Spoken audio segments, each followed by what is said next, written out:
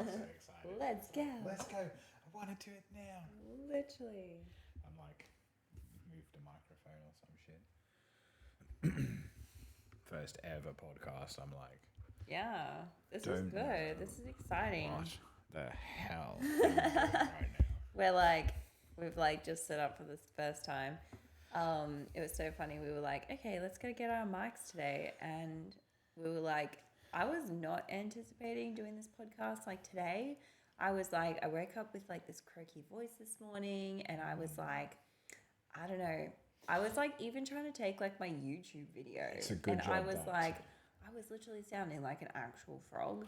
yeah, it's a good job that I pressed record actually, isn't it? Because like you just started like, Yeah, up. it's a good Yeah. thing. So, what prompted you to actually start a podcast? Like, oh man, like so many people, like heaps of my clients, they're just like, you need to do a podcast. Like you have so much information to say and people listen to you as well. So Yeah. you need to do one. It's like Jason, my client Jason, he's like super into social media and that. And I'm like, he was telling me about how the TikTok algorithm works. And I'm like, I don't know what you're saying, mate, but thank you for the information. I'll try and take that on board and maybe grow my TikTok from more than 200 fans. yeah, We're still figuring out where to still put it. figuring out the mic. I Yeah. think you need to have it a little bit closer. That's all. No, see, I can hear it. It's great. Okay, good. Yeah. Yeah. So yeah, I he did was a like, session, actually. go to make the podcast and all that kind of stuff. And he's Yeah. like, he said to me, because he just competed in a show as well, right? Did his first ever bodybuilding show. And he said like when he went backstage with me, apparently a whole heap of other coaches were like, oh shit, like Ironclad Fitness is here. And I I'm love that. yeah, I'm like, I'm sure they didn't think it in like a menacing kind of, oh my God, he's here, we're all going to lose kind of way. I'm sure they just probably thought, oh my God, there's that annoying guy that thinks he's a bodybuilding coach, he's here.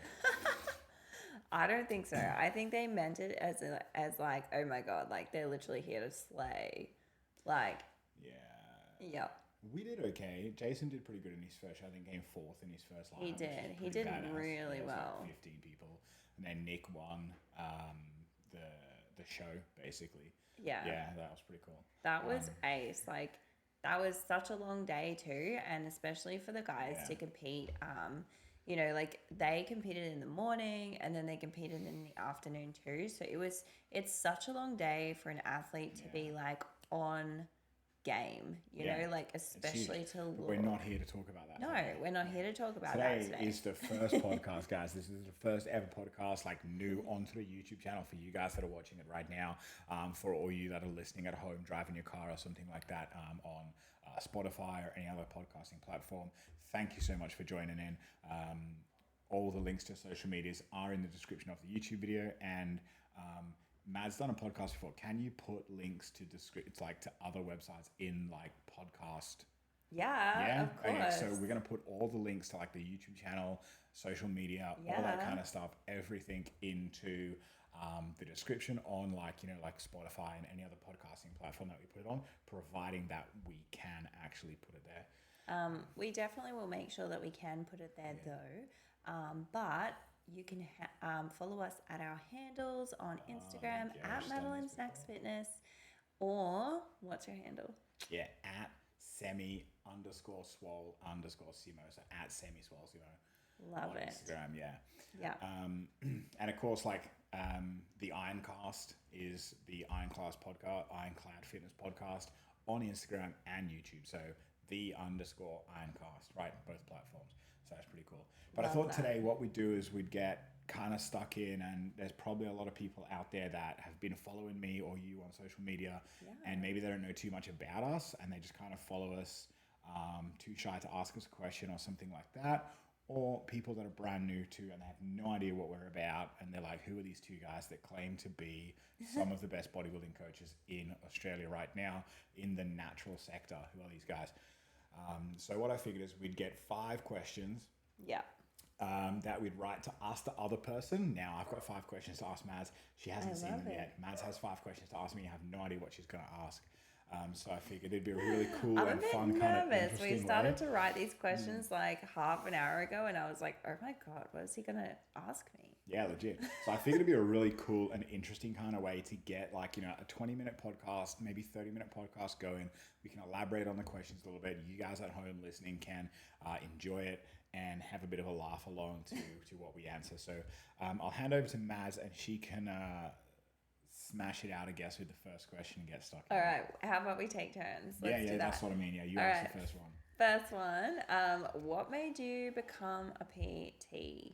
Oh, okay, that's not too bad. That one's an easy one. That one's easy. Yeah, I'm sure they're going to get harder. So like I was always into fitness. I served 14 years in the British military, and like fitness is a massive part of military life. We would get compulsory PT, so like physical training, not personal training, compulsory PT 2, sometimes 3 times a week, depending on what unit I was based at the time and what their kind of primary role was. So it was always like a massive part of, you know, like my adult life, and I was really into sports like as a kid, but I was never like a team sport player. I was never like soccer or rugby. I played a bit of basketball, but I was more of like a skateboard, like kind of shoot hoops on my own or like ride my bike. You know, I was a bit of a learner. I always hear stories about you going like snowboarding. So what happened with that? What is that? Yeah, well, like I said, it was like this massive part of me to be like into fitness and stuff like that. But throughout my career, I always put my hand up to do stuff. It's like, oh, we need a snowboard instructor. I was like, well, I've been snowboarding for like 9 or 10 years. Like, okay, I'll do that. So like the military paid for me. Like I went to Switzerland to Zermatt in Switzerland to learn how to become a snowboard instructor, do all the courses and stuff. I had to pass like really kind of strict like tests with like specific riding skills. You had to ride a certain way and pass visual assessments, and then like practical kind of teaching lessons and stuff like that, which was really cool. And then they were like, oh, we need a mountain bike instructor. I was like, well, I do mountain biking. You're like, I do everything. Yeah, I was like, I'll do that. You know, so like I did that. So I always was like teaching some kind of fitness. And when I left the military, it was like, it was British military. I had all my licenses to drive like any vehicle, you know, like from a motorbike to like what you'd have here in Australia, like a road train or a B-double. But then none of them transferred heavy machinery. over. Yeah, none of them transferred over to Australia. Thank God.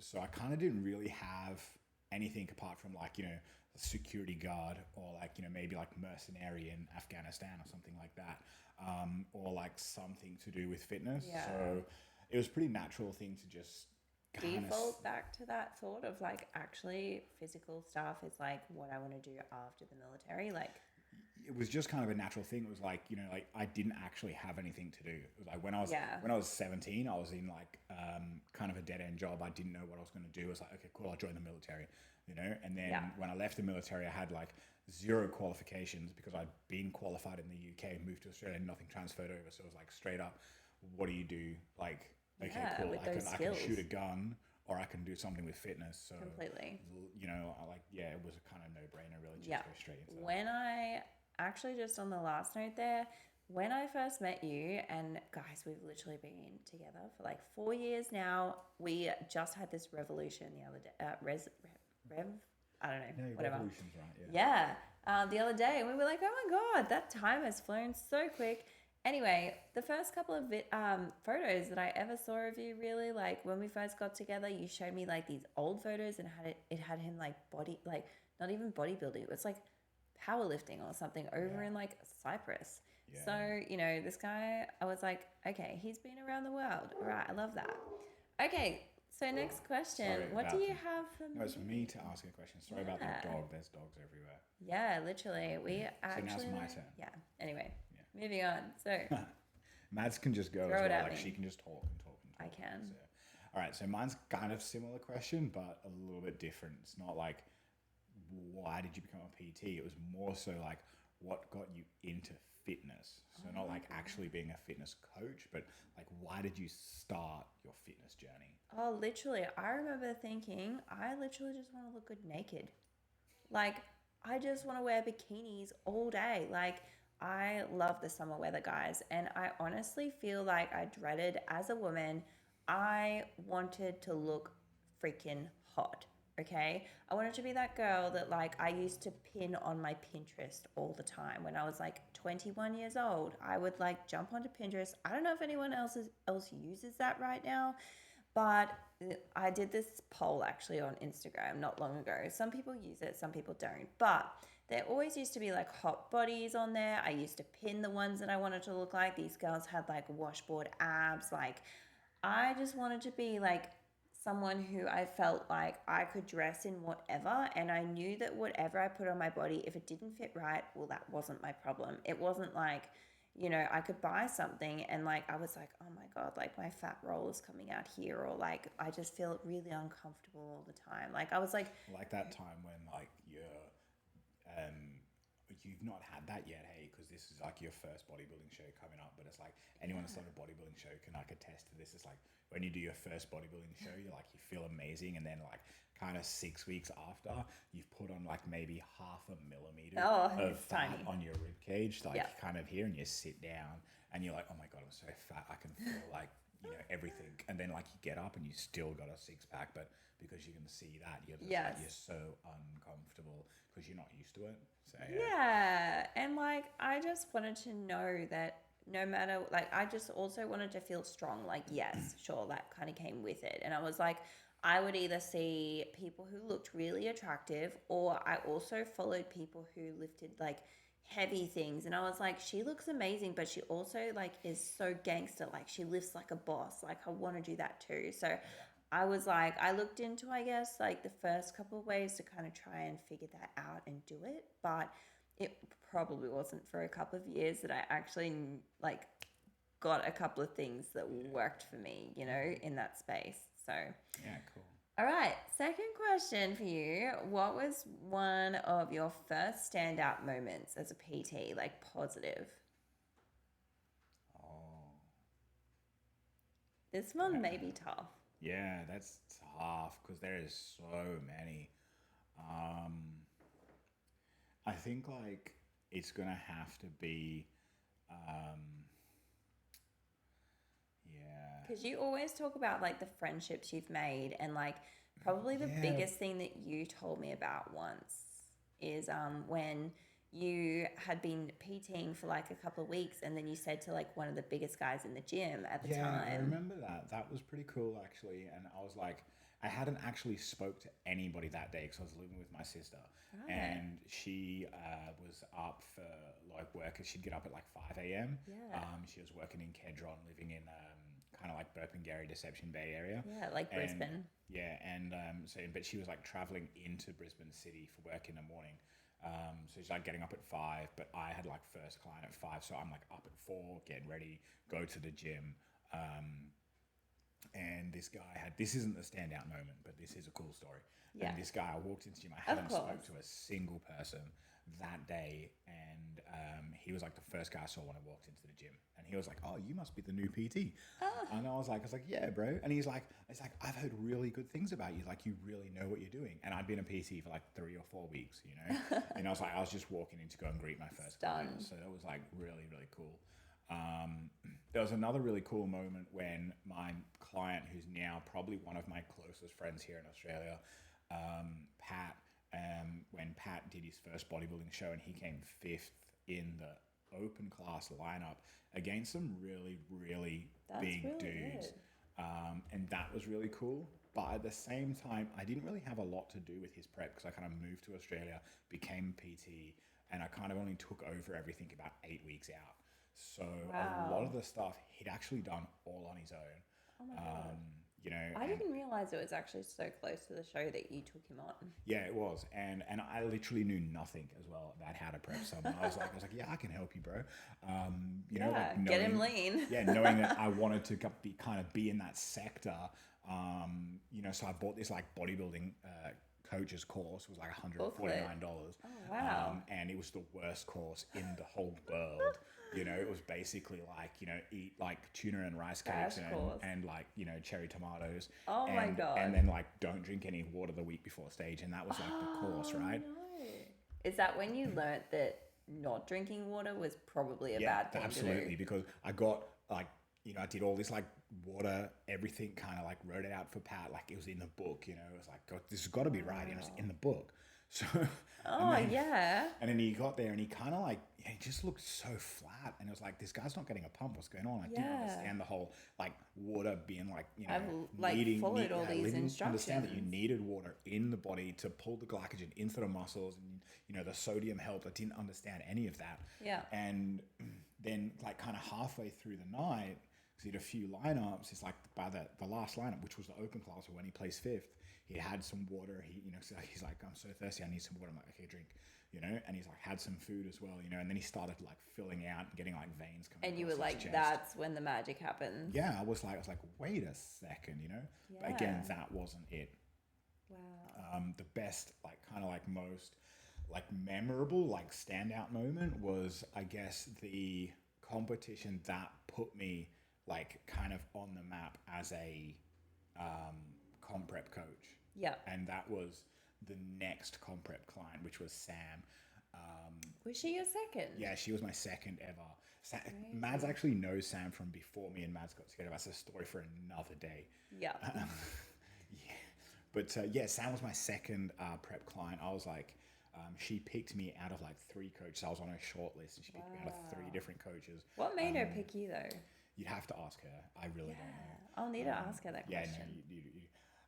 But actually, I do know it was because I was a powerlifting coach as well, and she wanted to do that. I actually asked her recommendation before I picked you as the one to teach me how to deadlift, squat, and I don't think I wanted to bench press, but just deadlift and squat. Yeah, but it was her that was kind of like the most standout moment. It was like, we'd done a prep, we cut her for about, I've been working with her for maybe 6 months. We cut her for about 12 weeks because she's already pretty lean, brought her into the show.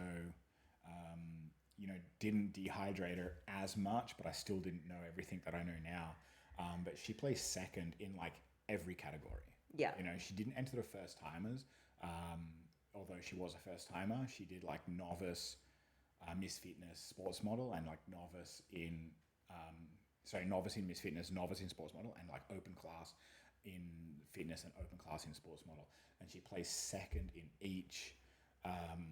Lineup. Yeah, coming second to a girl, Courtney, I think was the girl that kept winning over Sam. But that was really cool because people noticed me and people were like, oh my God, who's this guy that just prepped this girl who was freaking amazing and almost won everything in her... She looked insane. Yeah, in her first show. So that was probably the most like memorable moment because that's when I started getting a lot more comp prep clients after her. So I would say that would be...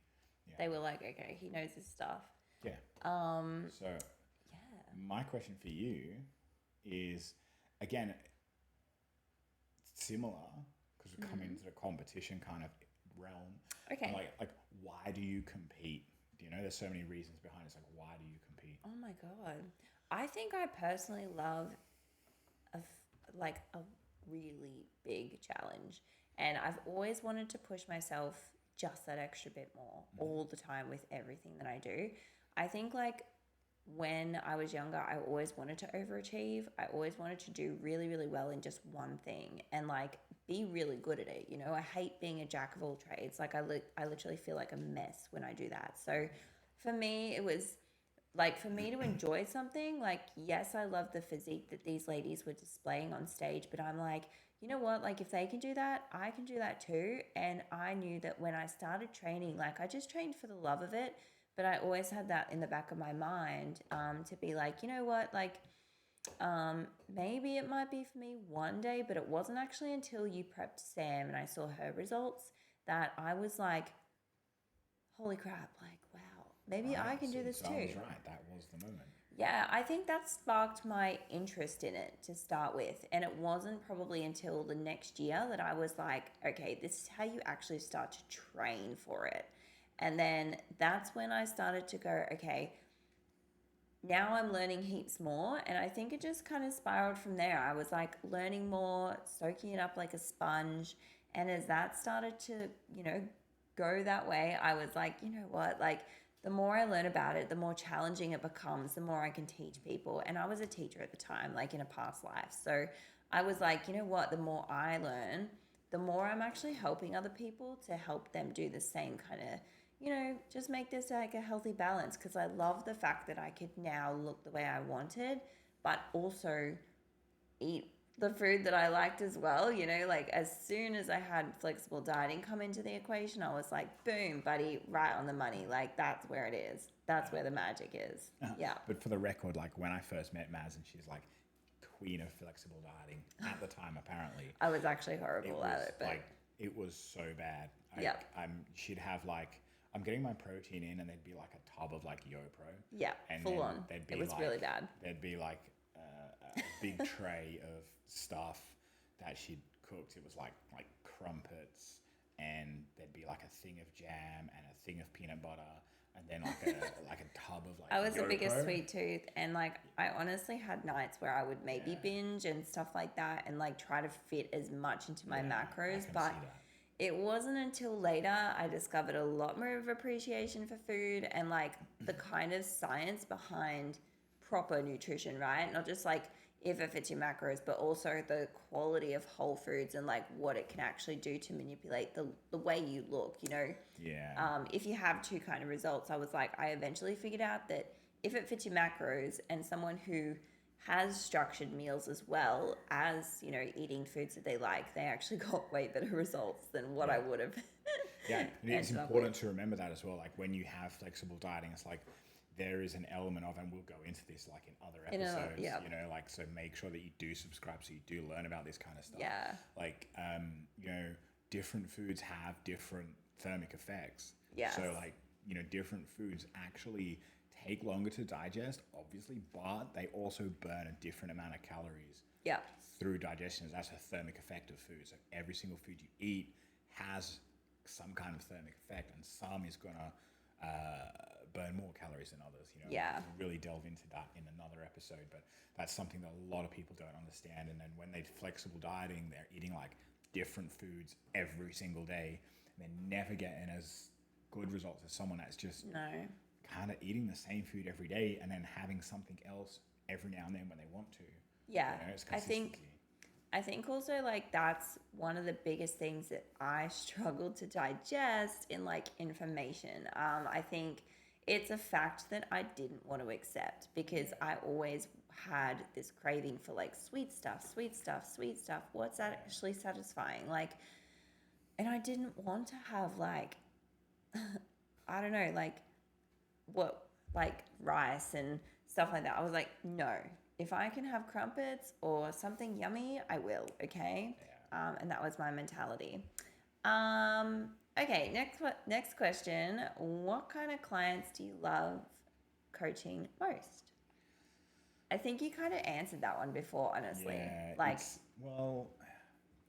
every client has its own purpose in life. I'm a massive believer, and you can learn from every single person you meet. Yeah, literally. Like, I had a gym manager, and like if she's watching this or listening to it, I really don't care. I had this gym manager, was like the first gym I ever worked in, and she was terrible. I mean, like literally, she could sell ice to an Eskimo.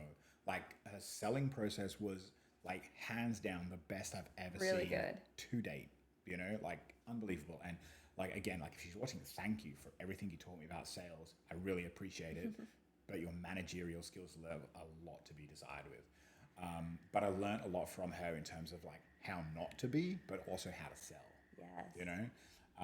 And you've had some really crazy selling like coaches over the years too. Yeah, definitely. Oh, they've been. But in terms of like what type of client, it's like, you can learn something from every client, like Steve I had as a client for like two or 3 years, who lost like 110 or 120 kilos in body weight, like phenomenal. And what I learned from him, I put into day-to-day coaching when I coach severely overweight people, and have a different understanding now of the mental aspect that these people go through, like severely clinically obese people, like Steve constantly talked about something called fat brain, and to see him go from like over 200 kilos to like 88, 89 kilos was just phenomenal. Crazy. But then like there's other times when like when Sam won her second kind of season of bodybuilding shows, she didn't just like win her class, she won the whole show.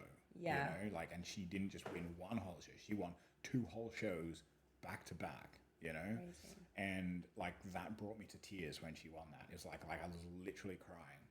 You know, when I went up on stage to have my photo taken with her, and like 2 or 3 weekends ago when Nick did the same thing, it was like, you know, he won his pro card in classic physique bodybuilding, So something we've been trying to insane. do for the last 3 years.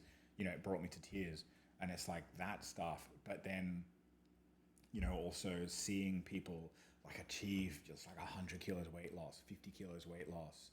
You know, a lady that she wanted to have a baby, she couldn't have a baby, you know, because the doctor's like, you need to lose weight, you're not getting pregnant because you're overweight. You know, she lost weight, she turned her life around, she started eating better, her hormone regulation was better, and, you know, she got pregnant, she had the baby, you know, and it's like... You've literally changed her life. Yeah, like, it's not like one specific type of client per se, as it's more of like the client that I really like to coach and find super rewarding is the client that puts the work in order to get the result. I don't care what your main goal is. If you want to win a pro card in bodybuilding, you want to lose 10 kilos, or you want to have a baby, like I don't care. Exactly. You know, as long as you put the work in and you do everything, then like you're just amazing as far as I'm concerned. I love coaching you. I actually agree. Because that's the most rewarding feeling that you can have as a coach, to have them succeed. Like as soon as they come to you, like their goal is your goal, you know, like, and then as soon as they apply themselves, it's like it brings it to that next level. Yeah, absolutely. Yeah. All right. So my question for you is, what is your favorite takeout dish? Oh my gosh. Oh, that's so hard. I know, right? Honestly, I really just love a burger. Like, Yeah, okay. but apart from that, I won't lie, in this whole prep, I've been literally just craving sushi. Yeah, you said that today. I actually thought you were going to say pizza. No, I love pizza to bits, but it's not my favorite. I think I do love burgers, and I know pizza is your favorite. Yes. But yeah, burgers and pizza, like if you can combine them both, that's a dream. That's a dream All right, cool. combo. Yeah. Yeah, okay. What's one meal? I love how these are food orientated now. What's one meal you could eat for the rest of your life? If you had to have a meal every single day for the rest of your life, what would it be? Could I do I have to eat that meal for every meal for the day? Or is it like I can have something else for breakfast and lunch and then have that same thing for dinner every day? Oh, let's go every day. So, yeah, but every day, but not every meal of every Not day. every meal. Okay. Yeah. Like, do you know what? Like straight up steak and chips. Really? Yeah, straight up my just steak goodness. and chips. Yeah. That takes me by surprise. Honestly, guys, not the first date. It was like he brought this steak over after the first few times of like actually hanging out, right? Before we started kind of properly dating. And I was like, oh yeah, bring it over, you know, we can just hang out, I'll cook it, it's all good, because yeah. Anyway, he I thought my cooking skills were okay, but apparently they weren't. Like I put the steak on and then I put the chips on, and then they were sort of cooking at the same time, but little did I realize, like, you know, the steak would be ready way before. These are frozen oven chips, guys, as well, right? So it's like, keep in mind as well that Maddie's brother is like, at the time, a chef. A chef. Not just any chef, though. He was like... a really sought after sous chef or sought something. after, like, in the kind of chefing industry in Brisbane, he was like, everybody knew him and they wanted him to run their kitchen, you know? Yeah, he would be like a badass in the kitchen, like full on. We've just crazy. run out of memory on the memory card. So that's okay. Like, we can just change it to the Yeah. videos here, yeah, okay, yeah, no, steak and chips, yeah. Yeah, that catches me by surprise. About the story with the... Yeah, so, okay. So what happened is that he came over, I went to prep his chips and his meat, and literally I think I overcooked it, guys. It was like, he got through the steak, okay, but afterwards he tells me it was probably the worst steak and chips he's ever had, and I was like, oh man, like, it doesn't matter, okay? I was being polite. Yeah, like, straight up being he polite, was definitely being polite, and I think I burnt like the chopping board because I was actually kind of nervous. I was like, oh yeah, you know, you go have a shower. and I'll just cook dinner. Like it was a kind of small kitchen. Like it was just like an upstairs, downstairs unit that I was living in. Yeah, we literally still have that chopping board that we use today. It's like literally sitting on the bench right there. Yeah. So, all right. What would you be right now, like career-wise? What would you be if you weren't a fitness coach? Oh my God, I love that question. Because I think I would honestly still be a teacher. But I knew that I wouldn't be a teacher for the rest of my life. Like I knew that there was something more. I think I was also chasing entrepreneurship, like just in the time, like as we started dating, because I knew that even though it was really challenging, I was putting in so much work, like at my current job, that I was like, I could just literally put this into my own, you know, journey, but I didn't really kind of know how. So I think that was where I was like, okay, I've got to discover more options. Didn't really want to become a PT at the time, but I also didn't have the same appreciation for it as what I do now, obviously. So I think that's where it sort of like started to turn around for me, and I was like, yep, this is the thing. This is what I want to do. Because you actually said in our first kind of like few months of dating, I approached the subject with you. I was like, have you ever thought of being a trainer? And you actually said explicitly, I will never be a PT. Yeah, it's so funny how things turn around. But I think though, the thing that really got me into it is that I finally saw its potential. Yeah. And I didn't before that. I didn't really think that I could have a big business or be successful. I didn't know that I didn't really know many faces within the industry either, so I couldn't see the actual vision of what I could create. And I think like now having the girl gang and like literally seeing like our business, oh my gosh, grow so much. Like it's been so epic just to learn and grow. Like I was absolutely horrible as a anything to do with business or coaching or like even just people skills when we first started. And like as I started with you, I mean, and I actually joined Simon in business, guys. So he had the business for about, what was it, about 4 years, 5 years by the time I joined you? 7, Yeah. So he'd had this for a while. Like he'd been doing his thing, and I then decided to join him when I was like, you know what, I probably could do this too. You know, began studying it and really like delving deep into all that I could find, soaking it up like a sponge. And that's when I really went for it. And I think like, you know, as I got my first clients, literally that's when I was like, you know what, like this is actually really rewarding. And this is where I could put my teaching skills into like the most action that I wasn't being rewarded for, I think, in other aspects of my life and my teaching job. But you'd still be a school teacher? I probably would be. Probably today, yes. But I think by now I probably would have discovered like e-commerce or something like that, or selling. Like I think, selling was fun to me in a rewarding type of way, like as weird as that is. And a lot of people hate selling. So yeah, it sounds weird to some people, but hey. Yeah, cool. What your last question for me? Yeah, I actually had a question here that I wasn't going to ask, but how many times have you competed? Oh, that's your question? That's your last question? That was my last question, and it's not as like explosive as I think I should have made it. Yeah, that's your ending on that. What's another one I could possibly ask you? I'm going to give you another chance. Yeah, okay. Last question. What is your vision like for the future of Ironclad? Like where do you see this heading? Where do you what do you ultimately want to achieve? Wow, so which one of those do you want answered?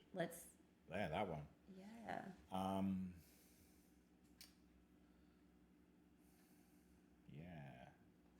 Just bigger. You know, like my vision of Ironclad was like I wanted to be that name when you went into a gym, doesn't matter where you were in the world. It's like you go into the gym and someone would say, or they'd be wearing Ironclad Fitness, or they'd have an Ironclad Fitness training program on their phone or something like that. Or, you know, and people would be like, they know that, you know, like all over Europe, everybody knows Chris Gethin.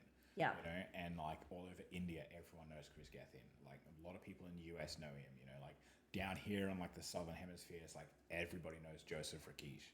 And it's like, I want Ironclad Fitness to be a name that you can just walk into the gym and like you can say it, and people are like, oh yeah, I know that guy. You Yeah. know, like I know that company.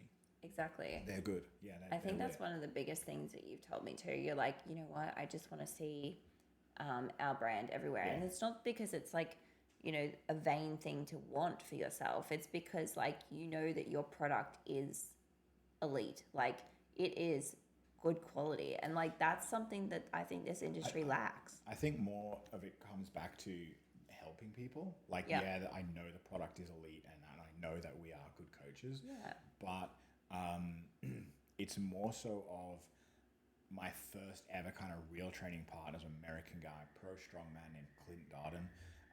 Absolutely fantastic guy. And he said to me one day, he's like, I want to be a millionaire. Right now, so we understand that a little bit more, is like this guy he was driving around like an old beat up BMW Z3. You know, he's like 6'2", 140 kilos. He doesn't fit in the car properly. He like kind of looks like his nose is like at the top of the windscreen. He kind of looks over the top of it on a sunny day as he drives, and he crouches in it when it's raining with the roof up. You know, and he's like. And he's in this gym that he kind of like doesn't own, but it's his, you know, and he's like the bucket like the toilet is like a bucket in the corner, you know, and he's like, I want to be a millionaire, and I'm like, this guy does not strike me as the guy. He's got holes in his Converse. He does not strike me as the guy that wants to be a millionaire. And I was like, bro, what do you mean I don't get it? And he said, like, I want to help 1 million people. Yeah. You know, and that's what the vision I have for Ironclad is like. It's not so much of like, you know, I want to be rich, I want to be famous, I want to be like that egotistical guy that, you know, everyone knows. It's more so of like, if I can help 1 million people, like I'm a millionaire straight up, you know. And it's a better feeling than just having money. Like, you know, even people who, you know, are completely successful, like they've earned $1 million, or they're 2 million or 3 million that they once had a goal for. Like they actually don't feel more fulfilled. Can you, like, you guys at home can you hear the crickets outside? Yeah, they're so loud, guys. We do apologize about that. But anyways, and then the dog's probably barking as well. Literally. Yeah. So I have my last question. Okay. Okay. Yeah, you ready for this one? All right. So the last question. If you could swap lives with one famous person outside of the fitness industry, who would it be and why? It's been a long time since I've like... Now we need to get those crickets going, guys. Like, really. The first time he played that sound, I was like, what is that? It sounds like a tape recorder. Yeah. Anyway, it's meant to be a cricket. Yeah. Oh my goodness. Seriously, outside the fitness industry, who would I swap lives with? Yeah. Oh my gosh. I'm sorry, I hate to say this, but like, I watch the Kardashians a lot. I probably wouldn't swap lives with any of them. But thank God. No, I love reality TV. I really do. But I used to follow a lot of singers and stuff like that, but I honestly don't really keep up with their lives too much now. Just gotta pick somebody. I don't know if I can. Really? I don't really want to swap lives with anyone. Oh, I wow. haven't thought about that question. That's so weird. Yeah, okay. Yeah. I'm sorry. I don't even have an answer for that. I guess like I need to ask myself like whose life do I really like admire? Well, hopefully, like, you know, that means that she just really likes her life here with me, guys. So, I really do. I'm just going to take it as I'm that. kind as of like in my compliment. bubble Like, all the time. Madness. Yeah. Yeah, so like I said, like 30 minute like podcast, you know, we've been like 38 minutes now according to the time software. So like that's not been too bad. I hope you guys enjoyed it. You kind of stayed here for the whole time. Sorry, we ran out of memory card on the big camera, so you've been stuck with our faces on the screen, like big screen, big noses just stuck at you for the last kind of like 10 minutes. But yeah, like Mad said, you can follow us like at SemiSwolsimo on Instagram, or at Madeline the Snacks Fitness on Instagram, and at the Ironcast. Right? So on Instagram and YouTube as well. Completely, guys. And also hit the description below and you'll find all of our links there for our groups. Also, you have launched your guide group again. Yeah, I have a men's fitness group on Facebook. So So any guys out there that want to jump in the men's fitness group, get free advice, kind of free meal ideas, training advice, free kind of tips on what to do in the gym, jump in there. The link's in the description below, and Mads has one specifically for girls as well. So jumping that group's like going off as well. It's really cool. So we love it. Yeah. All right, guys, we love providing so much info and value for you. Make sure you hit those links, and we will see you on the next podcast.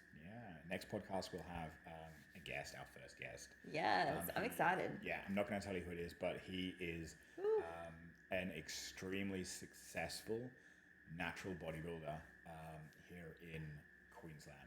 Love it. I'm going to leave it to. So good. All right. All right. Catch you then. Bye, guys. Bye.